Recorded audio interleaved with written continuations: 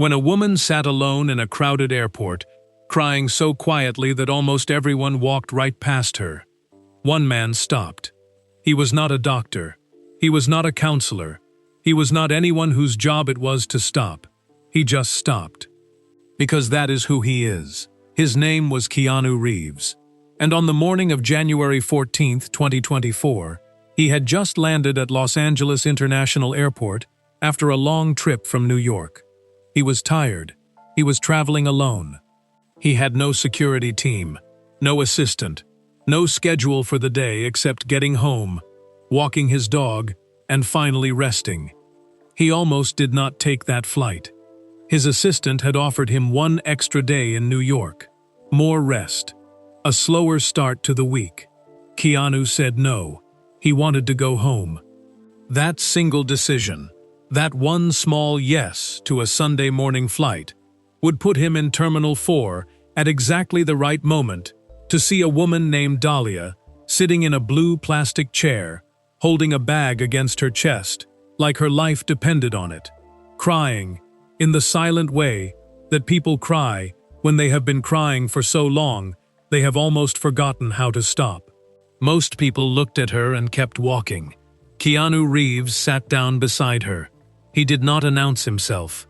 He did not make it a moment. He simply sat down in the empty chair next to a stranger who was hurting, leaned forward quietly, and said 7 words. "Hey, are you okay?" What happened next surprised everyone, including Keanu himself. Because Dahlia was not crying about a missed flight. She was not crying about a bad day or a hard week, or any of the ordinary things that make people cry in airports. She was carrying something inside that navy blue bag that she had not let go of since she left Miami. Something she had been carrying for 3 weeks. Something so heartbreaking, and so beautiful, and so completely unexpected, that when Keanu finally learned the truth, it stopped him in a way that very few things in his life ever have. There was a secret inside that bag, and there was a name inside that secret.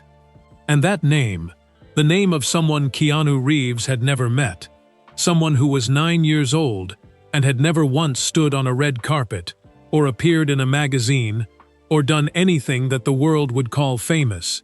That name changed something in him that day that he is still carrying now. You need to watch this whole story. Not because it is about a celebrity, not because it ends the way you think it will, but because somewhere in the middle of a busy airport on an ordinary Sunday morning, something happened between 2 strangers that most of us spend our whole lives hoping for. The feeling that we are not invisible, that someone sees us, that the things we are carrying, even the heaviest things, do not have to be carried alone. Dahlia had made a promise. She had crossed half a country to keep it. And she had no idea that the universe was going to make it easier than she ever thought possible, by sitting down in the chair right next to her. Stay with us. Because what Dahlia was carrying in that bag, and what Sophia had asked her to do with it, is the kind of story that will stay with you long after this video is over. Before we get to the airport, you need to understand something about Keanu Reeves. He is not like other famous people. This is not just something fans say. It is not a rumor or an exaggeration.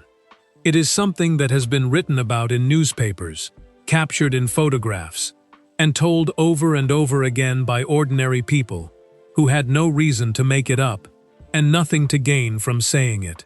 He is, by almost every account, genuinely good. In September 2010, a photographer in New York City spotted him sitting alone on a park bench, eating a sandwich next to a homeless man. No one called the cameras. No publicist set it up. Someone simply looked over and there he was, one of the most famous actors in the world, sitting on a wooden bench in the middle of Manhattan, sharing a meal with a stranger, like it was the most natural thing in the world. The photograph spread across the internet quietly, without Keanu saying a single word about it.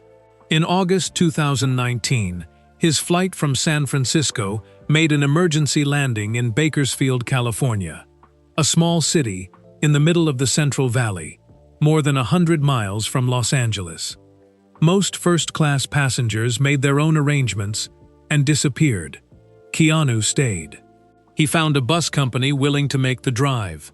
He organized the other stranded passengers, helped load the luggage, and rode 3 hours to Los Angeles, sitting among them, asking people where they were from and where they were going, and what their lives were like. Passengers from that flight posted about it afterward.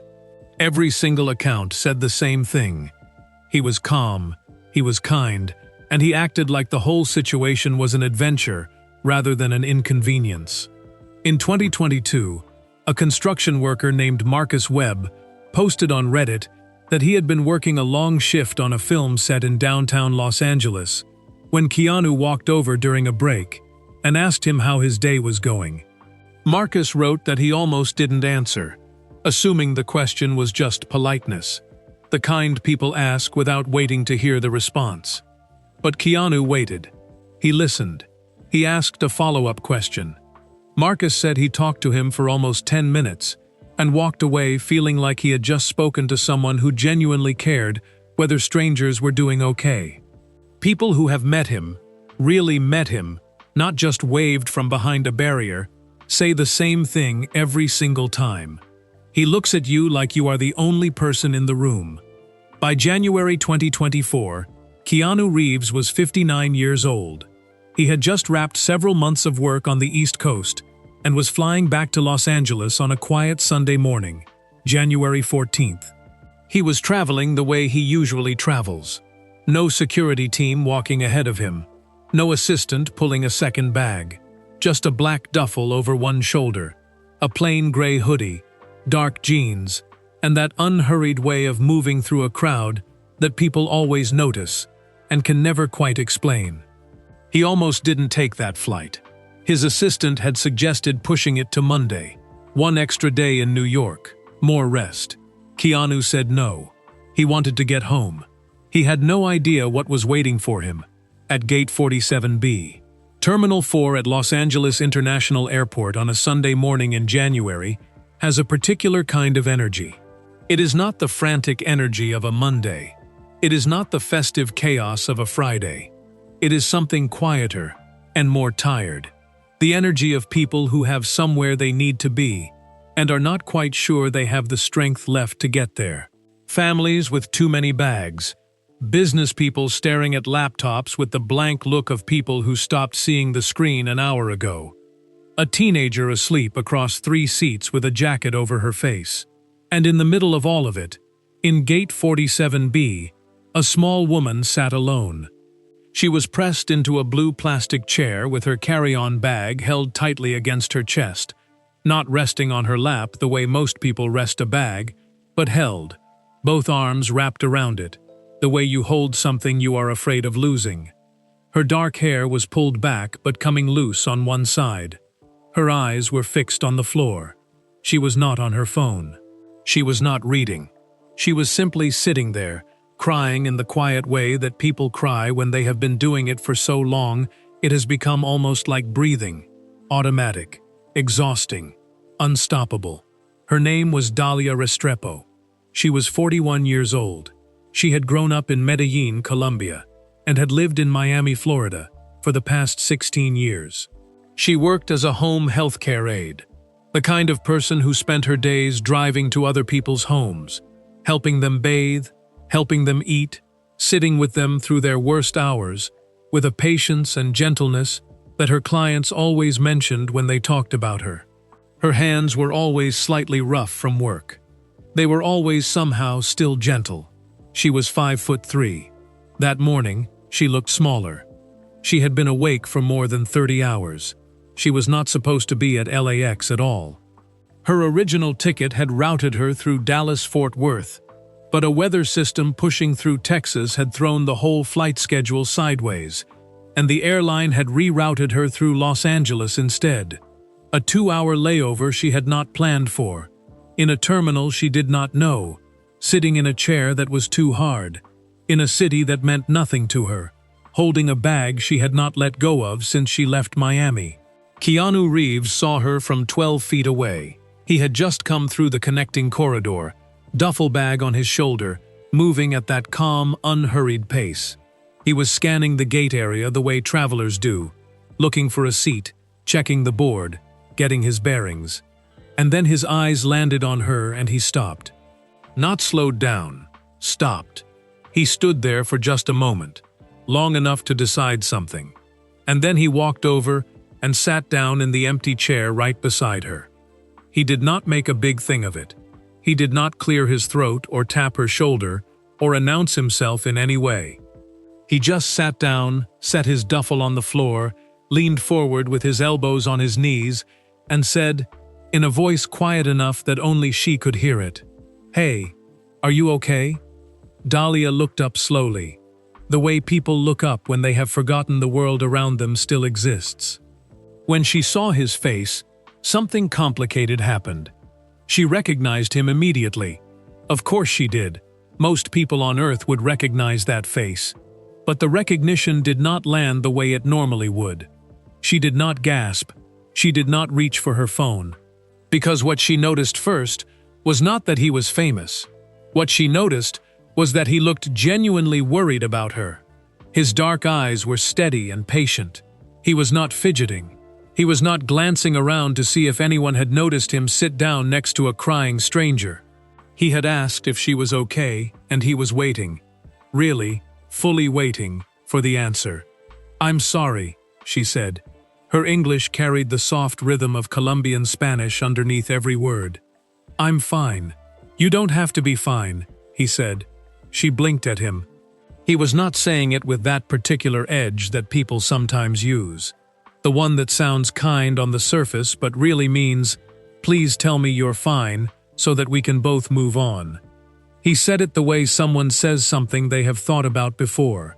Like he knew from experience that fine was sometimes the least true word in the English language.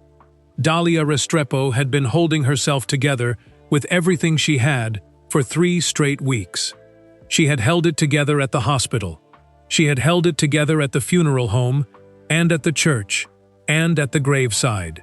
She had held it together through the phone calls and the paperwork, and the neighbors who kept coming to her door with casseroles she could not eat. She had held it together through the phone calls and the paperwork, and the neighbors who kept coming to her door with casseroles she could not eat. She had held it together through the phone calls and the paperwork, through every single sharp and difficult thing. She held it together for about 4 more seconds, and then, sitting in a blue plastic chair in Terminal 4 at LAX, next to a man she did not yet know had sat down beside her on purpose, she stopped holding it together. She did not make a sound. She simply put her face in her hands and let the tears come the way they had been waiting to come for weeks. All at once, like a door finally opening. Keanu Reeves did not move away. He stayed exactly where he was. He did not say anything right away. That was the first thing Dahlia noticed when she finally lifted her face from her hands. Most people, when they sit next to a crying stranger, feel the urgent need to fill the silence. They say it's going to be okay, or everything happens for a reason, or they start listing things that might help: water, tissues, a phone number to call. They mean well. But the words come fast, because silence, when someone is truly breaking, feels unbearable to witness. Keanu just let the silence be there. He sat with it, the way you sit with something you are not afraid of. After a long moment, he stood up quietly, without explanation, and walked to a small kiosk 20 feet away. He came back with 2 bottles of water and a small bag of pretzels. He set them on the seat between them, like they were the most ordinary things in the world. "Your body still needs things," he said, "even when your brain has forgotten." Dahlia looked at the water. She looked at the pretzels. Something about the smallness of the gesture, how practical it was, how completely without drama, made her breathe for the first time in what felt like hours. She picked up one of the water bottles and opened it. "Thank you," she said. "Of course," he said. He asked where she was from. She told him Miami, originally Medellin. He asked what Miami was like in January. He had always thought about going in winter. he said, when the heat was gone but the water was still warm and the tourists had mostly cleared out. She told him about Miami in January. She told him about the light on Biscayne Bay in the early morning, how it came in low and silver before it turned gold. She told him about the ficus trees lining the streets of Coral Gables, like tall, quiet sentinels. She told him about the smell of the air near the water, how it was different from any other city she had ever been in, salt and flowers, and something sweet she had never been able to name. She was talking. She realized, as the words came, that she had not talked, really talked, about something other than arrangements and logistics and what needed to be done next, in 3 weeks. Her voice felt rusty with disuse. But it came back, slowly and then steadily, the way feeling comes back to a limb that has been held too still for too long. He listened with his full attention, not the polite half-listening that people do when they are waiting for their turn to speak. He was actually there, tracking every word, occasionally nodding, occasionally asking a small, careful question that showed he had heard the thing just before it. It was during this conversation, somewhere between the story about Biscayne Bay and a long, quiet pause, that Dahlia shifted in her seat and automatically pulled her carry-on bag tighter against her body. It was a small bag, navy blue, a zipper that did not close all the way on the left side. And pinned near the top handle, slightly tilted, a small round button about the size of a quarter, yellow, with a tiny cartoon sun printed on it in orange thread, the kind of sun a child draws, a circle with lines shooting outward in every direction, simple and certain and full of confidence that warmth is possible. Keanu's eyes moved to it, not because he was looking for something to notice, but because of the way Dahlia's hand found it. She touched the button the way you touch something that does not belong to you anymore, briefly, carefully, the way you touch something you are terrified of forgetting. "What's the button?" he asked. Dahlia looked down at her own hand, as if she had not realized it had moved there. She ran her thumb once across the little cartoon sun. "It was my daughter's," she said. The gate area kept moving around them. Rollers on suitcases, a child asking his father a question in the next row. The low mechanical hum of the airport, doing what airports do, moving people from one part of the world to another, indifferent to what any single one of them is carrying. Dahlia held the bag closer, and the most important thing had not yet been said. "She collected them," Dahlia said. Her thumb was still resting on the little yellow button. She was not looking at Keanu when she spoke. She was looking at the button the way you look at something when you are not really seeing it, when you are seeing something else entirely, something that exists only in a place behind your eyes. "Buttons," she said. She had a whole jar of them on her windowsill. Different colors, different sizes. Some from old coats, some she found on the ground. She said every button was a tiny door. She paused. She was 9 years old, she said. She said things like that. The word was landed in the space between them and stayed there. Keanu heard it. He understood what that word meant in that particular sentence, arranged in that particular way. He had heard that word used like that before, in that past tense that is not really about grammar at all, but about something far more permanent and far more devastating. He did not rush past it. "What was her name?" he asked. "Sophia." He said it back to her softly and without hurry, the way you repeat a name when you want the person who loved it most to know that you heard it, really heard it, and that you are holding it carefully. "Sophia," he said. "That's a beautiful name." Dahlia's jaw tightened, her chin lifted slightly.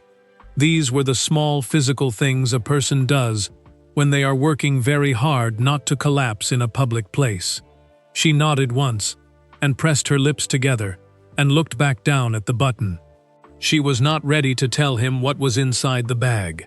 That part of the truth felt too large and too sacred for a plastic airport chair in a busy terminal. Some things need to be said in the right moment or not at all, and that moment had not arrived yet. so she told him the other things first. The things that were also true and also necessary and that needed to be said just as badly, even if she had not known it until right now. She told him that Sophia had been born in Miami on April 9, 2014, a warm Tuesday morning. She told him the hospital room had a window that looked out over a row of palm trees and that the sky had been so blue it looked painted.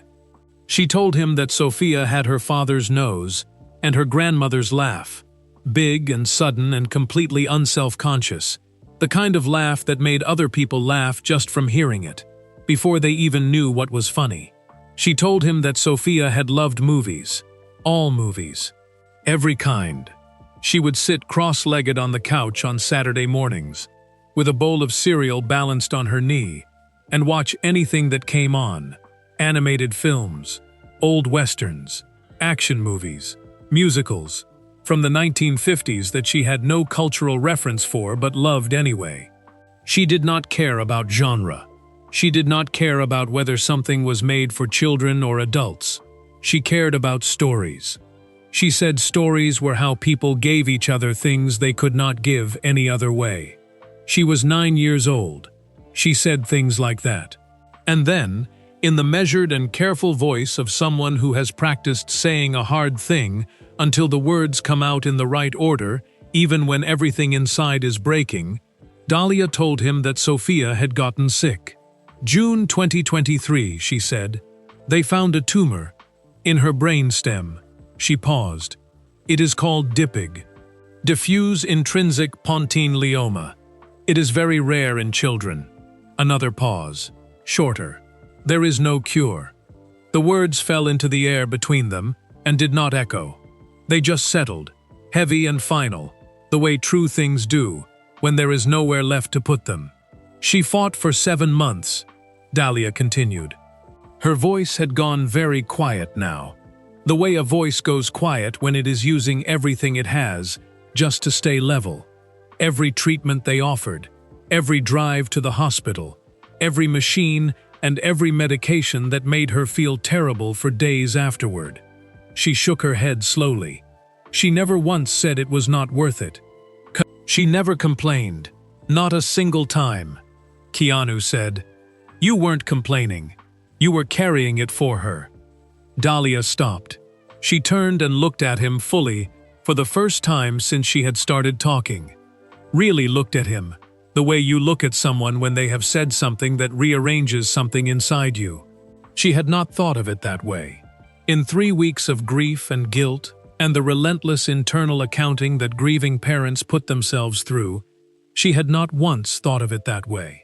The gate agent's voice came over the intercom above them, announcing boarding for a flight to Seattle.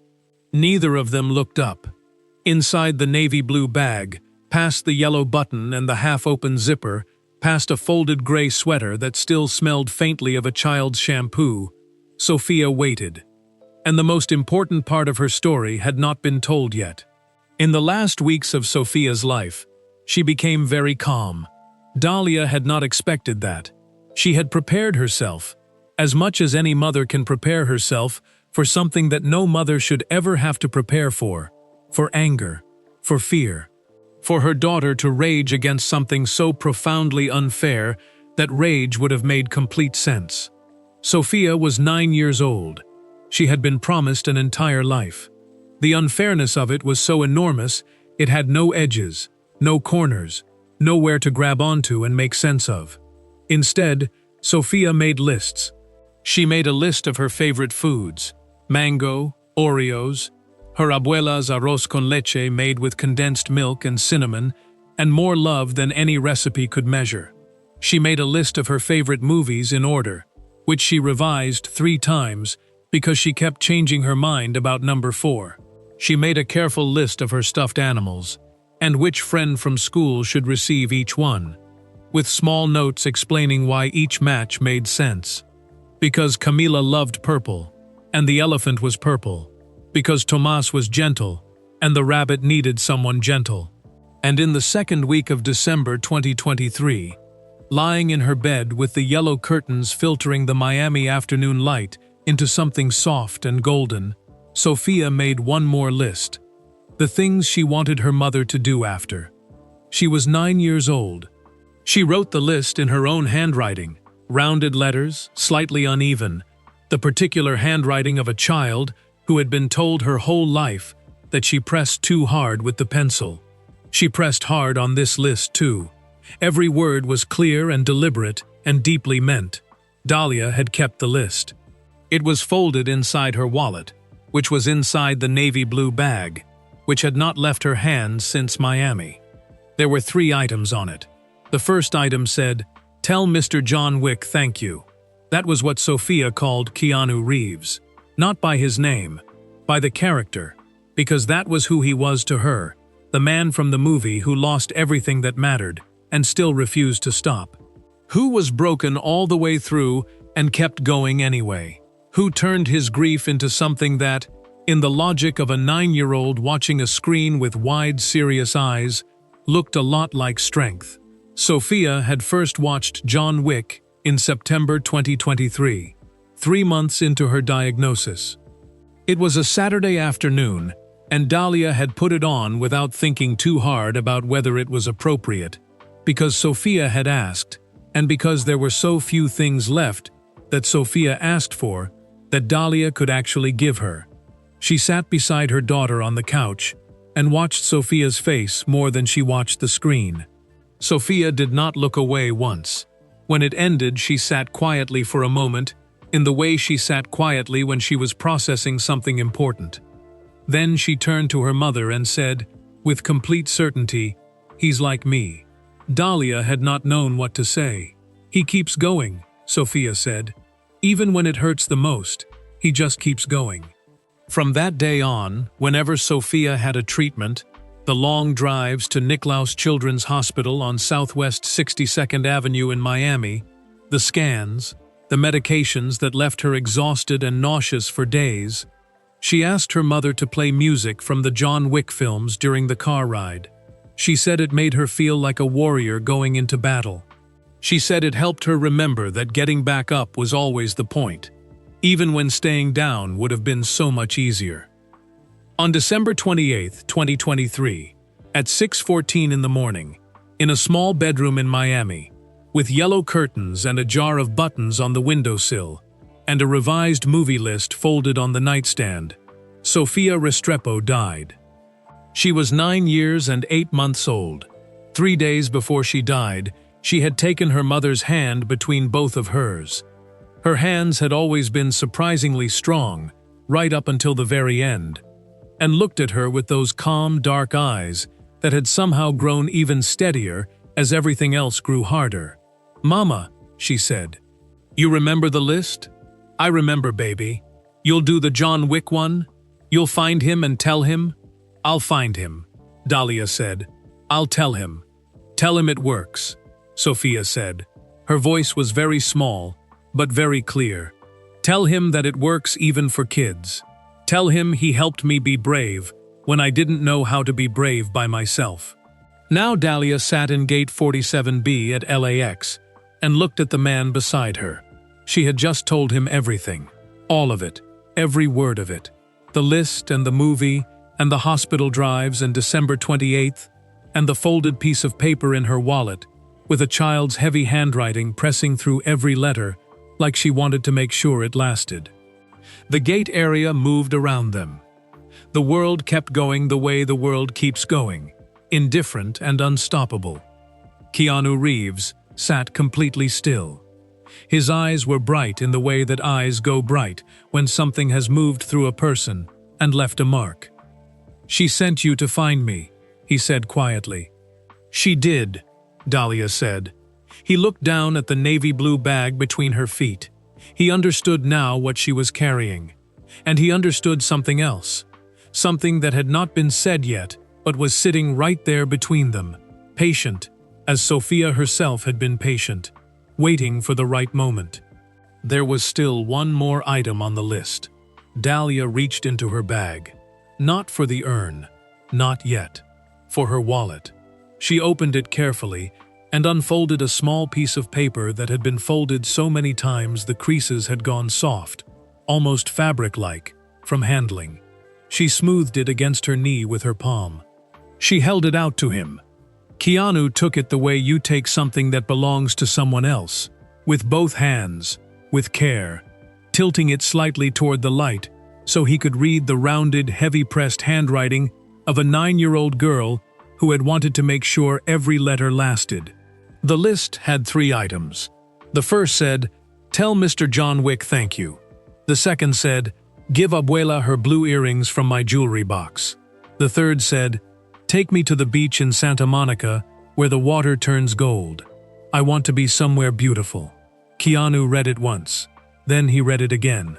He did not do anything theatrical with his face. He simply sat with it, the way he had been sitting with everything Dahlia gave him, quietly, completely, without looking for the exit. He refolded it slowly, along Sophia's original creases, and handed it back. She saw Santa Monica in a movie, Dahlia said.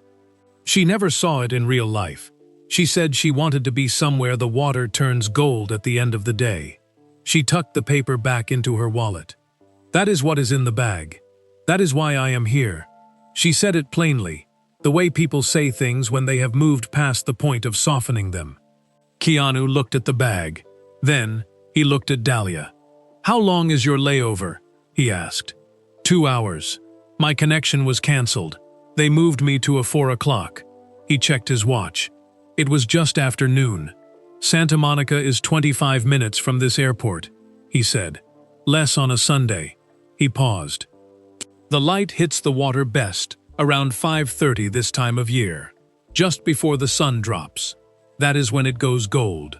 Dahlia stared at him. "I know the beach well," he said simply. "I live close." Another pause, shorter, more certain. "Let me take you." "You don't have to. Sophia asked you to find me," he said. "You found me, in an airport, on a Sunday, in a city you were not even supposed to land in." He looked at her steadily. "I don't think that happened by accident, and I don't think you should do the last thing on her list alone." Dahlia looked down at the bag. She thought about yellow curtains. She thought about a jar of buttons on a windowsill. She thought about a small girl on a couch watching a movie about a man who keeps going, nodding to herself like she recognized something. She looked back up. "Okay," she said. It was the smallest word. It held everything. At 5:47 in the evening on January 14, 2024, Keanu Reeves and Dahlia Restrepo walked to the edge of the Pacific Ocean together. The Santa Monica beach in January is quiet in a way it never is in summer. The wide stretch of pale sand that runs nearly 3 miles along the California coastline was almost empty. A man walked a dog far in the distance. 2 teenagers sat near the waterline with their knees pulled up. The famous pier stood to their left, its lights beginning to glow faintly as the afternoon leaned toward evening. They walked to the water without speaking. Dahlia stopped where the wet sand began, the place where the ocean comes and goes, never fully committing to either land or sea. She set her bag down. She reached inside past the folded gray sweater and lifted out a small blue urn. It was simple, smooth, about the size of a hardback book. It had a small sticker on the bottom that the funeral home had placed there with Sophia's full name and date of birth written in plain black type. The most ordinary-looking label ever placed on the most precious thing in the world. Dahlia held it against her chest for a moment. She looked at the water. The sun was at the exact point in the sky where everything changes. It had dropped below the line of clouds that had been sitting on the horizon all afternoon, and it was now hitting the Pacific at a low, flat angle that did something extraordinary to the surface of the water. It turned it. Every small wave caught the light and threw it back differently. Copper, amber, a deep living gold that seemed to come from inside the water rather than from above it. The whole ocean was glowing. Dahlia made a sound, not words, not crying exactly, just a single exhale that carried 3 weeks and 9 years and every single thing inside it. She opened the urn. She looked at the horizon where the water turned gold. and she let Sophia go. The ashes caught the last of the afternoon wind and moved out over the water in a long, gentle arc, settling onto the surface where the light was brightest, where the ocean glowed amber and gold, and every warm color that exists between daylight and dark. Keanu stood beside her. He did not speak. He did not reach for his phone. He did not look around. He stood at the edge of the Pacific Ocean and bore witness to a mother keeping a promise to her daughter, which is the most sacred thing one person can do for another. And he understood without being told that this, simply being present, simply staying, was exactly what he was there for. After a long time, Dahlia said softly, "She would have loved this." Keanu looked at the gold water. "She does love this," he said. Dahlia did not argue, because standing there at the edge of the continent, where Route 66 ends, and the ocean begins, and the water turns gold in the last light of a January afternoon, it did not feel impossible. It felt, somehow, exactly right. They stood at the water's edge until the gold faded. It does not last long, that particular light, maybe 10 minutes from the moment it arrives to the moment the sun drops completely below the horizon and takes it with it. 10 minutes where the whole ocean burns warm and then, gently, goes quiet into blue. They watched all of it. When the light was gone, Dahlia reached into her bag one final time. She unclipped the small yellow button from the handle, the one with the cartoon sun, the one Sophia had pressed into the fabric with her own small hands, and she held it out on her open palm. "She gave buttons to everyone she loved," Dahlia said. "She would want you to have one." Keanu looked at it for a long moment. He picked it up carefully, the way you pick up something tiny that matters enormously, and turned it once between his fingers. Then he pinned it to the inside lining of his jacket, against the fabric closest to his chest, where it would stay warm and close and invisible to everyone except him. She said, "Every button is a tiny door," Dahlia said. What did she mean by that? He asked, though his voice suggested he already understood. She meant, "There is always another way through," Dahlia said, "even when every door you can see is closed, even when you have looked everywhere and cannot find one." She believed there was always a door somewhere that you had not tried yet. Keanu looked at the ocean where Sophia now lived in the gold light that came every evening and would keep coming, faithful as a promise, long after all of them were gone. "She was right," he said. "He always seems to know when something is true." He knew it standing there at the edge of the water, with a tiny yellow button pinned against his heart. He knew it the way Sophia had known it, completely, quietly, without needing anyone to confirm it. On the drive back to the airport, neither of them said very much. The city moved past the windows in the early evening dark. Dahlia held her empty bag in her lap. It was lighter now. Everything was lighter now. Not the lightness of something lost, but the lightness of something delivered, something completed, a promise kept at the edge of the Pacific by a mother who had crossed half a country to keep it.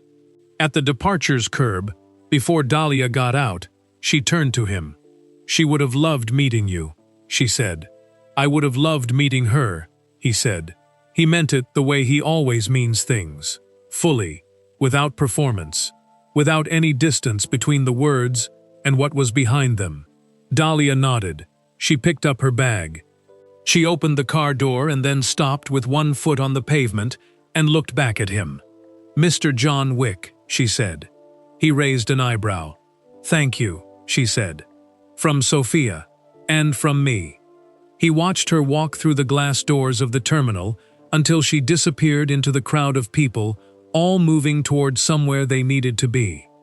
Then he sat for a moment in the quiet car, with his hand flat against the left side of his jacket, feeling the small, hard circle of the button beneath the fabric. A tiny door. He drove home along the coast road, the way he sometimes does when he is not in a hurry, when the day has given him something worth carrying slowly. The ocean ran alongside him in the dark, invisible but present. The way certain things are always present even when you cannot see them. He kept one hand on the wheel and one hand near his heart. Somewhere out in that water, where the gold light had been, Sophia Restrepo was exactly where she had always wanted to be. Somewhere beautiful. Somewhere the water turns gold. And that is the story of a Sunday morning in January, when a man who did not have to stop, stopped. When a mother who had every reason to stay silent, spoke. And when a little girl named Sophia, who never got to see the ocean turn gold with her own eyes, finally made it there anyway. Keanu Reeves did not save the world that day. He did not do anything that will appear in a history book. He simply sat down next to someone who was hurting and stayed there until it mattered. And it mattered more than he will ever fully know. Before you go, drop a comment right now and tell us where you are watching this from. We have people joining us from all over the world, and we love knowing where kindness finds you. Whether you are watching from a small town or a big city, from your couch or your car or somewhere in between, you are part of this community, and we are glad you are here. If this story moved you, if it made you think about the people sitting alone in the airports of your own life, the strangers carrying things you cannot see, the small moments where one person choosing to stop makes all the difference, please hit the like button right now. It takes 1 second, and it helps this story reach someone out there who needs to hear it today. And if you believe the world gets better, one small act of kindness at a time, subscribe to this channel. Join us, because this is what we do here. We find the stories that remind us what people are capable of when they are at their best. We need you with us for that. Sophia believed there is always another door, always another way through, always another chance to be brave. This channel is one of those doors.